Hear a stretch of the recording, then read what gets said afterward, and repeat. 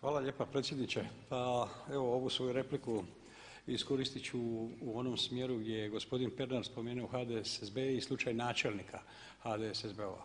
Radi se o gradonačelniku grada Đakova, gospodinu Vinkoviću, koji je istina dozvolio da se dodijeli zemlja pojedinim ljudima sa područja Đakovštine, a da ti ljudi nisu izvršili sve svoje financijske obveze prema proračunu grada Đakova.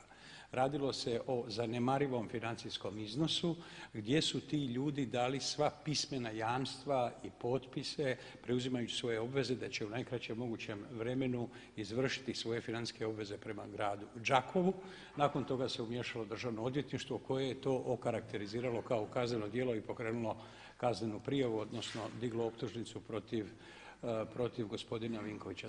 Dakle, radi se uistinu o jednom simboličnom slučaju kršenja zakona, činjenica je kršenja zakona, ali zanemarive financijske vrijednosti gdje je moguće da se čovjek nakon takvog jednog postupka dovede u situaciju da se ne može kandidirati na sljedećim lokalnim izborima.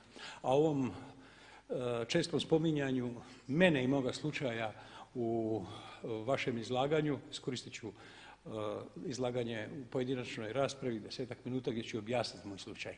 Dakle, djelomično je točno što ste govorili, ali djelomično i ne stoji to što ste rekli, pa ću pojasniti zastupnicima i javnosti. Hvala.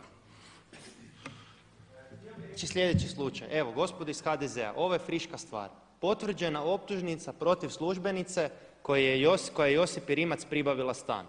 Evo, imamo sad situaciju u slučaju montiranog procesa. Nekada se osoba koja je nepodobna osudi, a nekada se službenicu... Kolega, trebao bi biti odgovor na repliku od samoga zastupnika. Ako mi vi odbijate, a što da radim? Ne, morate pričekati, ispričavam se. Nemojte se ljutiti, znači morate poštivati Poslovnik. U trenutku kada... Ne možete mi vi govoriti što ću ja govoriti, gospodine Petrov.